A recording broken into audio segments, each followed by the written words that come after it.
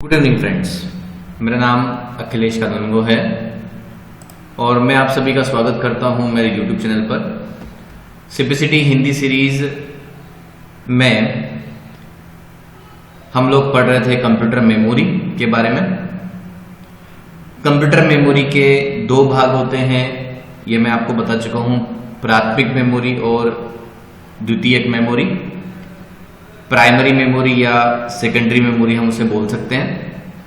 Primary memory वाला जो portion है वो मैं अपने पुराने वीडियो सेशन में कंप्लीट कर चुका हूं, जिसके अंतर्गत हमने volatile memory, non volatile memory और कैशे मेमोरी के बारे में पढ़ा था।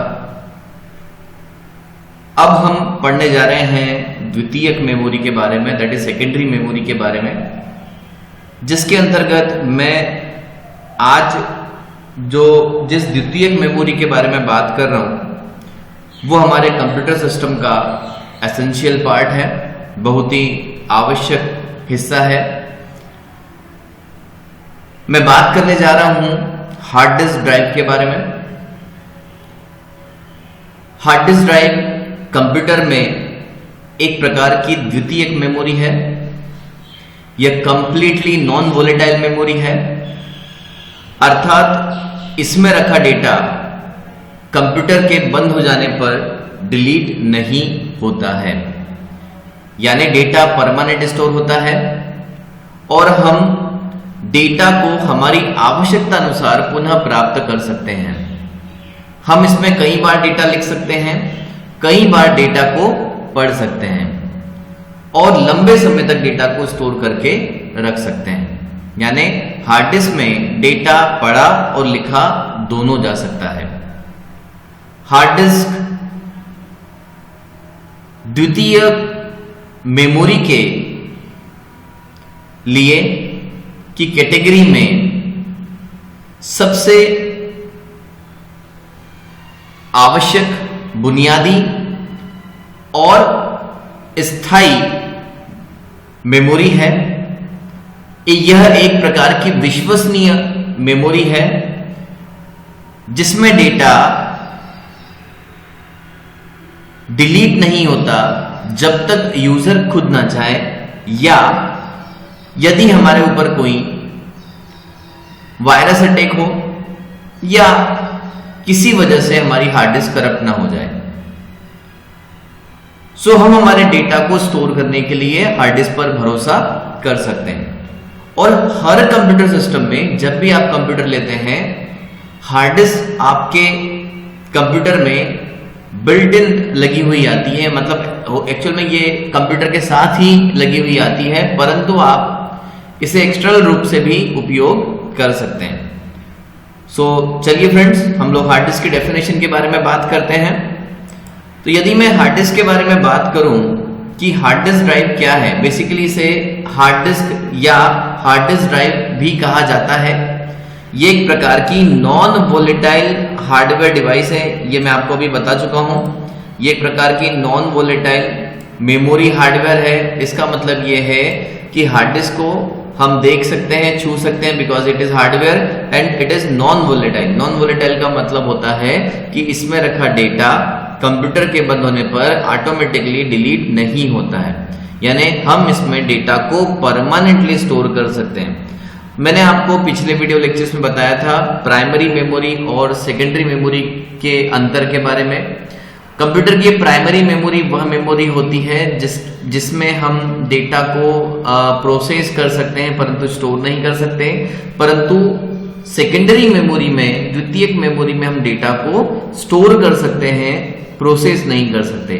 तो यह जो हार्ड डिस्क है ये द्वितीयक मेमोरी का प्रकार है, इसलिए इसमें हम डेटा को स्टोर कर सकते हैं। हार्ड डिस्क का काम कंप्यूटर डेटा को स्थायी रूप से संग्रहित करना और पुनः प्राप्त करना होता है। यह भी मैं आपको बता चुका हूं। नॉन वोलेटाइल डिवाइस किन्हें कहते हैं, है ना, ये भी मैं आपको बता चुका हूं कि ये उन्हें कहा जाता है जो कंप्यूटर में किसी भी प्रकार के डेटा को लंबे समय तक स्टोर करके रख सकती हैं। ओके, डिजिटल जानकारी को संग्रहित और पुनः प्राप्त करने के लिए हार्ड डिस्क चुंबकीय भंडारण है। मतलब एक्चुअल में अगर मैं हार्ड डिस्क की बात करूं तो हार्ड डिस्क मैग्नेटिक स्टोरेज के रूप में डेटा को स्टोर करती है। मतलब डेटा स्टोर होता है इलेक्ट्रिक विधि से, लेकिन ये एक प्रकार का चुंबकीय भंडारण है। ओके, हार्ड डिस्क में प्रयोग में आने से पहले कंप्यूटर में जो डेटा है उसे फ्लॉपी डिस्क में संग्रह किया जाता था। यानी देखिए, अब हमको समझना पड़ेगा कि हार्ड डिस्क की आवश्यकता क्यों थी या क्यों हमें हार्ड डिस्क की आवश्यकता फील हुई है। तो यदि मैं बात करूं हार्ड डिस्क के पहले वाली मेमोरी के बारे में, हार्ड डिस्क के पहले क्या चलता था। एक्चुअल में हार्ड डिस्क के पहले जो मेमोरी हम लोग यूज करते थे, द्वितीयक मेमोरी में सबसे पहले, बहुत पहले की बात है, तो वो मेमोरी थी फ्लॉपी डिस्क। हम किसका प्रयोग करते थे? हम यूज करते थे फ्लॉपी डिस्क का। लेकिन जो फ्लॉपी डिस्क है, इसके साथ समस्या क्या थी? ये एक प्रकार की सेकेंडरी स्टोरेज माध्यम है। इसमें डेटा को हम लंबे समय तक स्टोर कर सकते हैं। इसकी मदद से डेटा को एक कंप्यूटर से दूसरे कंप्यूटर तक ले जाया जा सकता है। लेकिन सबसे बड़ी दिक्कत इस फ्लॉपी डिस्क के साथ ये थी कि इसका जो आकार था वो सबसे कम था। मतलब इसमें जो डेटा हम स्टोर कर पाते थे वो बहुत कम डेटा हम स्टोर कर पाते थे। मिनिमम 1.44 MB ओनली डेटा हम इसमें स्टोर कर सकते थे। ओके, मैक्सिमम इस 2 और 3 MB की साइज की जो फ्लॉपी डिस्क आती थी। सो बेसिकली क्या होता था, फ्लॉपी डिस्क में ये दिक्कत थी कि फ्लॉपी डिस्क को स्टोर करने के लिए ये सबसे सस्ता माध्यम था, लेकिन इसकी स्टोरेज कैपेसिटी बहुत कम थी। ये मैं बात कर रहा हूं बहुत पहले की, यानी करीबन ये मान लीजिए आज से करीबन 20 साल पहले की बात कर रहा हूं, जब फ्लॉपी डिस्क चलती थी। और फ्लॉपी डिस्क के को फ्लॉप किया, यानी जब मार्केट में आई सीडी रोम, तो सीडी और डीवीडी का प्रयोग स्टार्ट हुआ। तो फ्लॉपी डिस्क का अच्छे विकल्प के रूप में सीडी और डीवीडी का प्रयोग होने लगा। ये भी एक प्रकार के द्वितीयक मेमोरी के माध्यम है। सीडी और फ्लॉपी में यह अंतर था कि सीडी का साइज ज्यादा था, मतलब जो डेटा कैपेसिटी थी वो सीडी में बढ़ गई। तो यदि मैं सीडी की डेटा कैपेसिटी की बात करूं तो इसमें हम कम से कम 650 MB या फिर हम इसमें 700 MB तक का डेटा स्टोर कर पाते थे। और वहीं अगर मैं डीवीडी की बात करूं तो इसमें 4.7 MB तक का डेटा हम स्टोर कर पाते हैं। Sorry, 7.7 GB, not MB, it is GB। 4.7 GB तक का डेटा हम इसमें स्टोर कर पाते हैं, मतलब गीगाबाइट्स में। ओके, सो अब बात आप समझें, तो जब डीवीडी और सीडी मार्केट में आई तो फ्लॉपी खत्म हो गई। उसी प्रकार से जब हार्ड डिस्क की हम बात करें, सो हार्ड डिस्क जो मेमोरी है, हार्ड डिस्क ड्राइव को सेकेंडरी मेमोरी के रूप में यूज करते हैं। और अगर मैं फ्लॉपी और हार्ड डिस्क की तुलना करूं तो फ्लॉपी का स्टोरेज कैपेसिटी कम है, जबकि हार्ड डिस्क जो आज मार्केट में अवेलेबल है वो कम, लगभग 2 terabyte 4 terabyte hard disk available है। दैट मीन्स यहां पर डेटा सिर्फ MB में स्टोर होता था, जबकि यहां पर डेटा 2 टेराबाइट्स में स्टोर होता है। तो एक बहुत बड़ी कैपेसिटी में डेटा को स्टोर करता है हार्ड डिस्क। एक और बात, सीडी डीवीडी का जो विकल्प था वो ये था कि सीडी डीवीडी एक प्रकार से एक्सटर्नल डिवाइस के रूप में यूज होती है, यानी हम इसको हमारी आवश्यकता पड़ने पर सिस्टम से बाहर निकाल सकते हैं और जब जरूरत पड़े तब लगा लो। लेकिन हार्ड डिस्क के साथ ऐसा नहीं है, इसको आपको सिस्टम में लगा के रखना पड़ेगी। इसलिए फ्लॉपी डिस्क के बाद में हम वहां बात कर रहे हैं किसकी? हार्ड डिस्क के बारे में बात कर रहे हैं। समझ में आ रहा है? सो हार्ड डिस्क का एक अपना स्थान है, जगह है, सीडी डीवीडी की एक अपनी जगह है। ओके, सो अगर हम बात करें, फ्लॉपी डिस्क का प्रयोग होता था और इसमें जो स्टोरेज कैपेसिटी थी वो कम थी और हार्ड डिस्क में कई ज्यादा मेमोरी को हम स्टोर कर सकते थे। ओके, अब पहली हार्ड डिस्क कब बनी थी? पहली हार्ड डिस्क बनी थी 1956 में। इसको बनाया था IBM ने। IBM आपको पता है एक बहुत बड़ी कंपनी है जिसका नाम है इंटरनेशनल बिजनेस मशीन। और इस कंपनी ने, इसका फुल फॉर्म CPCT में कई बार आया है, आपको इसका फुल फॉर्म याद रखना है, इंटरनेशनल बिजनेस मशीन। और इस IBM कंपनी ने रैमेक 305 नाम से, यानी random access method of accounting and control नामक पहली हार्ड डिस्क बनाई थी। इसकी स्टोरेज कैपेसिटी थी मात्र 5 MB। ये जो हार्ड डिस्क थी ये मात्र 5 MB की थी और लगभग $50,000 की थी। ओके, हार्ड डिस्क कंप्यूटर में बिल्ट इन थी और रिमूवेबल नहीं थी, मतलब आप इसमें कंप्यूटर में लगी हुई थी, इसको आप निकाल नहीं सकते थे। फिर 1963 में IBM ने ही 2.6 MB कैपेसिटी वाली दूसरी रिमूवेबल हार्ड ड्राइव डेवलप की, मतलब ये वाली हार्ड डिस्क में क्या था, इसको आप निकाल भी सकते थे। तो 56 में सबसे पहले हार्ड डिस्क आई थी, 1956 में इसको बनाया था IBM ने और इसका नाम था रैमैक 305, जो इनिशियल कैपेसिटी थी वो 5 MB थी। ओके, और 1963 में रिमूवेबल थी, ये जो पहली वाली थी ये रिमूवेबल नहीं थी, ये बिल्ट इन थी। इसके बाद सीगेट ने एक हार्ड डिस्क बनाई थी 1992 में 7200 RPM की। एक्चुअल में क्या होता है RPM, क्या मतलब है RPM का यहाँ पर, देखिए एक्चुअल में क्या होता है, जो हार्ड डिस्क है उसके अंदर लगी हुई है प्लेटर्स, डिस्क लगी है। एक्चुअल में प्लेटर्स मतलब उनको हम डिस्क बोलते हैं और डिस्क को हम प्लेटर्स बोलते हैं। ये डिस्क एक प्रकार के पोल पर माउंट होती है, ओके, और उसको स्पिंडल मोटर के द्वारा घुमाया जाता है, ये मैं आगे आपको बताऊंगा। तो जो डिस्क घूमती है उसकी गति को हम नापते हैं रोटेशन पर मिनट से, RPM से। सो सीगेट एक कंपनी है, बहुत बड़ी कंपनी है जो हार्ड डिस्क बनाती है। हार्ड डिस्क कई सारी कंपनीज बनाती है, उसमें से सीगेट एक है और सीगेट ने 1992 में 7200 RPM वाली हार्ड ड्राइव पेश की थी और ये पहली ऐसी कंपनी थी जिसने ये हार्ड ड्राइव पेश की थी। और 1996 में 10,000 RPM वाली भी हार्ड डिस्क इसने बनाई है।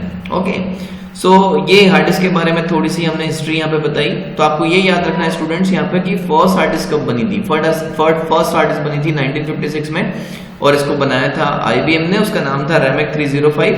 ये बिल्ट इन थी, रिमूवेबल नहीं थी और इसकी इनिशियल स्टोरेज कैपेसिटी थी 5 MB। ओके, फिर हम आगे बढ़ते हैं। ये आपके सामने हार्ड डिस्क का आंतरिक भाग दिख रहा है। मैंने आपको बताया था कि हार्ड डिस्क के अंदर डिस्क होती हैं जिन्हें हम प्लेटर्स कहते हैं। तो यहाँ पर ये चमकीली आपको दिख रही है गोल गोल राउंडेड शेप में, ये प्लेटर्स कहलाती है। ये जो डिस्क है इनको हम प्लेटर्स कहते हैं। ऐसी लगभग 2 से लेकर 4 डिस्क तक इसमें लगी रहती है। और स्पिंडल ये जो आकृति है इसको स्पिंडल बोल रहे हैं। ये एक प्रकार का स्पिंडल मोटर होता है, ये घूमता है बहुत तेजी से। हार्ड डिस्क में आप देख रहे होंगे डिस्क के ऊपर यहाँ पर एक हेड है, आपको दिख रहा होगा। ये जो हेड है ये हेड पढ़ने और लिखने के काम में आते हैं। तो यहाँ 2 अलग अलग हेड हैं, ऊपर एक हेड है और एक हेड नीचे के साइड में यहाँ पर है, आपको दिख रहा होगा। तो यहाँ पर 2 प्रकार के हेड हैं, एक ऊपर के साइड में और एक नीचे के साइड में। एक हेड पढ़ने का काम करता है, दूसरा हेड लिखने का काम करता है। ओके, तो ये पूरा इंटरनल आर्किटेक्चर है हार्ड डिस्क का। इसमें यहाँ पर पावर पोर्ट आपको दिख रहा होगा, यहाँ से आप हार्ड डिस्क में पावर केबल कनेक्ट करते हैं और इसका दूसरा वाला जो हिस्सा होता है वो मदरबोर्ड में जाके कनेक्ट होता है कंप्यूटर में। और यहाँ पर डेटा केबल पोर्ट है, यहाँ पे एक पावर केबल लगती है, एक डेटा केबल लगती है। उसके अलावा ड्राइव कॉन्फ़िगरेशन पोर्ट यहाँ पर है। तो ये एक प्रकार का ये जो है ये हार्ड डिस्क का एक आंतरिक हिस्सा आपको दिखा है। जब हार्ड डिस्क को ओपन करेंगे तो आप ऐसे दिखेगी। इसके ऊपर प्लास्टिक का एक कवर आता है, एक केस आता है जिसके अंदर ये हिस्सा रखा रहता है। ओके, तो हम आगे बढ़ते हैं। ये हार्ड डिस्क का इंटरनल आर्किटेक्चर है। अब मैंने जो आपको पुराना वाला जो अभी जो मैंने चित्र बताया है, इस चित्र को अगर मैं देखूं तो इसी चित्र में जो ट्रैक असेंबली है, जो डिस्क असेंबली है, उस डिस्क असेंबली का आंतरिक जो चित्र है वो ये रहा। ओके, जो आपको ये वाले हिस्से की बात कर रहा हूं मैं, अगर आपको समझ में आ रहा हो तो ये यहाँ से ये जो डिस्क वाला हिस्सा है प्लस ये जो हेड लगे हुए हैं, इस हिस्से की मैं बात कर रहा हूँ। ये हिस्सा यहाँ पर आकर क्या बन गया है, ये इंटरनल स्ट्रक्चर है। अब एक्चुअल में इस इंटरनल स्ट्रक्चर को हमको थोड़ा समझना है, आप समझे इस बात को। ये एक प्रकार की आर्म असेंबली है। यहाँ पर ये एक प्रकार का आप मान लीजिए कि स्पिंडल है, यहाँ पर ये स्पिंडल है। इस स्पिंडल के ऊपर डिस्क माउंट होती है, एक निश्चित दूरी पर यह डिस्क लगी रहती है और प्रत्येक डिस्क में 2 हेड होते हैं। यहाँ पर देखें आप, एक हेड ऊपर के साइड में है और एक हेड नीचे के साइड में। ऊपर का जो हेड होता है उसको हम बोल सकते हैं रीड हेड और नीचे का जो हेड होता है उसको हम बोलते हैं राइट हेड। मतलब यहाँ पर पढ़ने के लिए एक अलग हेड होता है और लिखने के लिए एक अलग हेड होता है। हर एक डिस्क के 2 हेड होते हैं। समझ में आ रहा है? तो इस प्रकार से ये जो स्पिंडल है एक मोटर के द्वारा घूमता है, तेजी से घूमता है, जिसको हम बोलते हैं रोटेशन पर मिनट, जिसको हम क्या बोलते हैं, हम बोलते हैं रोटेशन पर मिनट, और हार्ड डिस्क की गति को ही हम समझते हैं रोटेशन पर मिनट से। जैसे 7200 मैंने अभी आपको बताया कि सीगेट कंपनी ने 7200 आरपीएम वाली हार्ड डिस्क बनाई थी। इसका मतलब है कि उसमें जो डिस्क है वो 7200 का आरपीएम जनरेट करती है। और मैं आपको एक और बात बता दूं, जितना ज्यादा आरपीएम होगा, जितना ज्यादा उसकी गति होगी, उतना ज्यादा एक्सेस टाइम होगा। ओके, तो ये हिस्सा अभी हम समझेंगे एक्सेस टाइम वगैरह क्या होता है आगे के हिस्से में। तो ये इसका एक आंतरिक संरचना है हार्ड डिस्क की। ओके, तो ये आंतरिक संरचना आपको समझना है। आप बस इतना समझें कि हार्ड डिस्क जो है उसमें डिस्क होती हैं जिनको हम प्लेटर्स कहते हैं। इस बात को आप याद रखें। प्रत्येक प्लेटर्स पे 2 हेड होते हैं। एक हेड लिखने का काम करता है जिसको हम बोलते हैं राइटिंग हेड, और एक हेड होता है वो पढ़ने का काम करता है, उसको हम बोलते हैं रीडिंग हेड। ऐसा जितनी भी डिस्क लगी होगी उन सभी डिस्क में एक पढ़ने का और एक लिखने का हेड होगा। ओके, ये जो डिस्क होती है एक निश्चित दूरी पर स्पिंडल में माउंट होती है। ये स्पिंडल मैं आपको बता चुका हूं, और ये स्पिंडल तेजी से घूमता है। स्पिंडल घूमने की जो गति होती है उसको हम नापते हैं या उसको दर्शाते हैं आरपीएम के थ्रू। तो बेसिकली आरपीएम के थ्रू हम उस स्पिंडल को नापते हैं। ओके, तो ये इसका एक प्रकार का इंटरनल आर्किटेक्चर है। अब अगर मैं एक डिस्क की बात करूं, आप समझिएगा फ्रेंड्स मेरी बात को, कि यदि मैं बात करूं एक डिस्क की, यदि मैं बात करूं एक डिस्क की, तो ये उस डिस्क का आंतरिक स्ट्रक्चर है। एक डिस्क की बात कर रहा हूं मैं, आप समझिए इस बात को। तो इस डिस्क के स्ट्रक्चर को हमको थोड़ा सा समझना है। ओके, तो इस डिस्क के स्ट्रक्चर को हम समझने की कोशिश करेंगे। ओके, इसके लिए इस डिस्क के स्ट्रक्चर को हम थोड़ा सा समझने की कोशिश कर रहे हैं फ्रेंड्स। सो यहां पर मैं इसको ले आया हूं। अब देखें, इसमें ये जो डिस्क है जो आपके सामने दिखाई दे रही है, इस डिस्क में अलग अलग चीजें आपको दिख रही हैं। यहाँ पर A, C, B, D दिख रहा है। तो आप ध्यान से इसको समझें ये क्या चीजें हैं। देखें, हर एक डिस्क, जो भी डिस्क हम हार्ड डिस्क में जो डिस्क की बात कर रहे हैं, ये उसका आंतरिक स्ट्रक्चर है। जब भी आप मार्केट से नई डिस्क लाते हैं तो वो जो नई डिस्क होती है वो बिल्कुल खाली होती है, प्लेन होती है। उस पर हम डायरेक्टली डेटा स्टोर नहीं कर सकते। तो यदि आपको डेटा को स्टोर करना है, यदि आपको डेटा को स्टोर करना है तो आपको उस डिस्क को फॉर्मेट करना होगा। क्या करना होगा? हमको उस डिस्क को फॉर्मेट करना होगा, और इस प्रोसेस को बोलते हैं डिस्क फॉर्मेटिंग। क्या बोलते हैं इस प्रोसेस को? Disk formatting. यानी डिस्क को फॉर्मेट करने की प्रोसेस डिस्क फॉर्मेटिंग कहलाती है। अब आप समझे बात को। डिस्क फॉर्मेटिंग में क्या होता है? सो डिस्क फॉर्मेटिंग एक प्रोसेस है, यह एक प्रोसेस है जिसके अंतर्गत, ओके, जिसके अंतर्गत हम क्रिएट करते हैं ट्रैक्स एंड सेक्टर्स। क्या क्रिएट करते हैं? हम सेक्टर्स और ट्रैक्स का निर्माण करते हैं। किसके ऊपर? डिस्क के ऊपर। जो भी डिस्क हम लाए हैं उस डिस्क के ऊपर हम ट्रैक तथा सेक्टर्स का निर्माण करते हैं डिस्क फॉर्मेटिंग प्रोसेस के द्वारा। समझिए, प्रत्येक डिस्क को एक चक्र के द्वारा, एक सर्कल के द्वारा डिवाइड किया जाता है। ओके, ये जो सर्कल आपको दिख रहा है, इस सर्कल को, ऐसे बहुत सारे सर्कल आपको दिख रहे हैं इस डिस्क के ऊपर। इस सर्कल को, मान लीजिए ये सर्कल है, फिर ये सर्कल है, इस सर्कल को बोलते हैं ट्रैक। क्या बोलते हैं इसको? समझे बात को, आप ध्यान से समझें। हर एक डिस्क को डिवाइड किया जाता है मल्टीपल ट्रैक्स में, यानी डेटा को स्टोर करने के पहले हमको डिस्क पर ट्रैक बनाने पड़ते हैं। ये काम हमको सिर्फ एक बार करना पड़ता है, पहली बार जब हम नई डिस्क खरीद के लाते हैं। ओके, और ये हम नहीं बनाते, ये ऑटोमेटिकली होता है, बस हमको उसको फॉर्मेट करना होता है। इस एक ट्रैक को विभाजित किया जाता है सेक्टर्स में। तो यहां पर जो C और B आपको दिख रहा है, ये जो A है ये बेसिकली दर्शा रहा है ट्रैक को। ये जो ए है ये दर्शा किसको रहा है, ट्रैक को। ये जो पिंक कलर का आपको दिख रहा है ये ट्रैक है, ये मान लीजिए आप। और यहां पर सी और बी ये जो है इनको बोलते हैं सेक्टर्स। इनको क्या बोलते हैं हम लोग, इनको बोलते हैं सेक्टर्स। यानी प्रत्येक ट्रैक पर डेटा को स्टोर करने के लिए बनाए जाते हैं फिक्स्ड साइज के फिक्स्ड सेक्टर्स।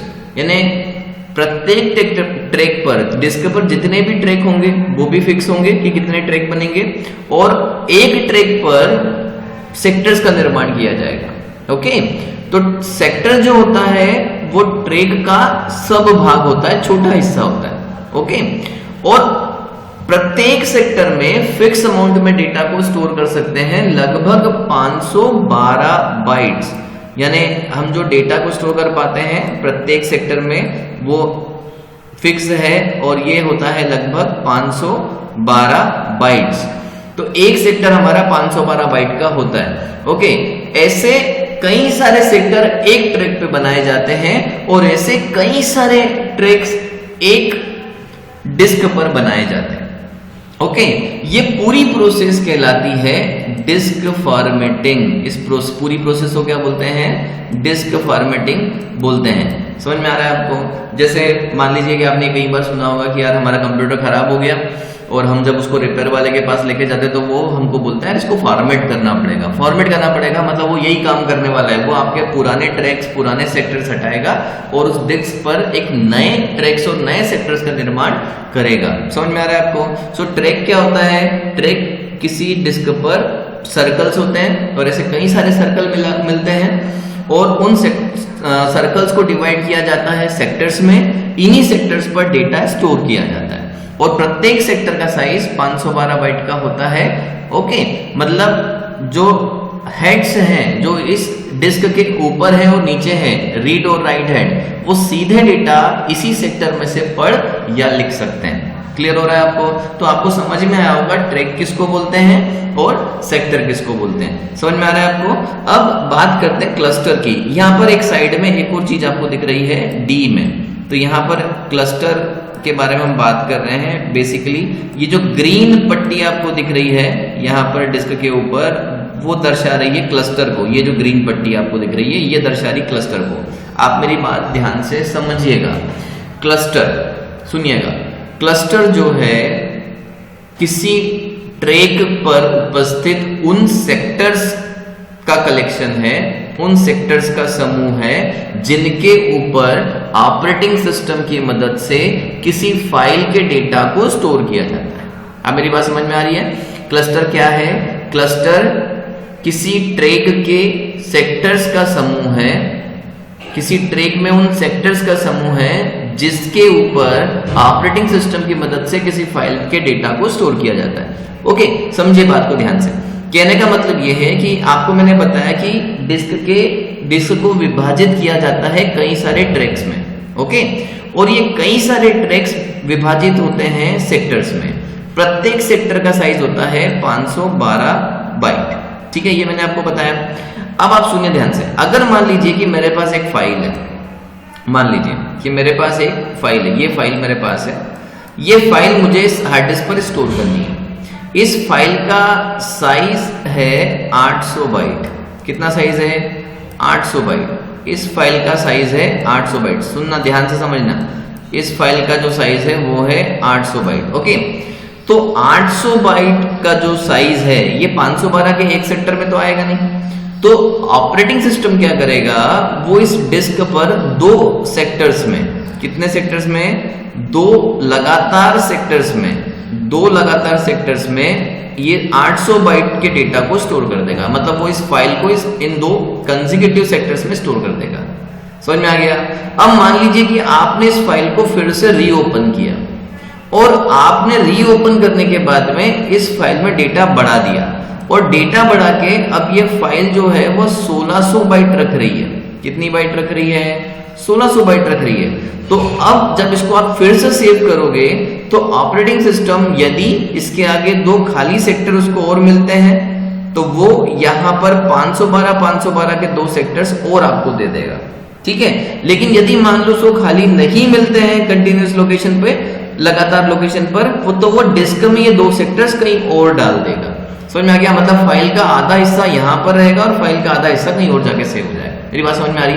दैट मीन्स कि क्लस्टर क्या होता है? क्लस्टर का मतलब होता है डिस्क पर सेक्टर्स का वह समूह जो किसी फाइल के डेटा को रखता है, उसे हम क्या कहते हैं? क्लस्टर। तो स्टूडेंट्स, आपको यहां से समझ में आया होगा कि डिस्क फॉर्मेटिंग क्या होती है, ट्रैक्स क्या होते हैं, सेक्टर्स क्या होते हैं और क्लस्टर क्या होता है। सो ट्रैक्स का मतलब होता है जो डिस्क पर हम बहुत सारे सर्कल जनरेट करते हैं, बनाते हैं, उनको हम ट्रैक्स बोलते हैं। उन ट्रैक्स के अंदर हम सेक्टर्स बनाते हैं और ऐसे कई सारे सेक्टर मिलकर क्लस्टर का निर्माण करते हैं। ओके, और ये पूरी जो प्रोसेस होती है इसको हम बोलते हैं डिस्क फॉर्मेटिंग, और ये एक बार आपको करनी पड़ती है जब आप नई हार्ड डिस्क लेकर आते हैं। ओके, सो हम यहां से आगे बढ़ते हैं। तो ये हमारा हार्ड डिस्क के बारे में इंफॉर्मेशन था, बेसिक इंफॉर्मेशन। अब हम यहाँ से थोड़ा सा और आगे बढ़ते हैं। Types of hard disk drive, कितने प्रकार की हार्ड डिस्क होती है? तो बेसिकली हार्ड डिस्क होती है 4 प्रकार की, पाटा, साटा, SCSI और SSD। पाटा जिसका पूरा नाम है पैरेलल एडवांस टेक्नोलॉजी अटैचमेंट, साटा जिसका नाम है serial advance technology attachment, SCSI जिसका नाम है स्मॉल कंप्यूटर सिस्टम इंटरफेस, और SSD यानी सॉलिड स्टेट ड्राइव्स। तो ये 4 प्रकार की हार्ड डिस्क अवेलेबल है मार्केट में। यदि मैं पाटा की बात करूं, सो पाटा वो हार्ड डिस्क है जो पहले यूज में आते थे, मतलब आज से करीबन 5 साल 7 साल पहले ये हार्ड डिस्क यूज में आते थे, और इनको पैरेलल ATA इंटरफेस के द्वारा, किसके द्वारा? पैरेलल ATA इंटरफेस के द्वारा कंप्यूटर के मदरबोर्ड से जोड़ा जाता था। इन्हीं हार्ड डिस्क को ID भी बोल सकते हैं, यानी इन्हीं हार्ड डिस्क को हम बोल सकते हैं ID, integrated drive electronics, ID के रूप में हम इनको जान सकते हैं। ये जो पाटा ड्राइव थे ये बने थे 1986 में, वेस्टर्न डिजिटल ने इसको बनाया था। ओके, वेस्टर्न डिजिटल एक कंपनी है जो हार्ड डिस्क बनाती है, उसी ने पाटा ड्राइव बनाया था 1986 में, और इसकी डेटा ट्रांसफर की रेट होती है 133 MB पर सेकंड, यानी 1 सेकंड में ये 133 MB तक का डेटा स्टोर ट्रांसफर कर सकती है। इसका ये एक्सेस टाइम है।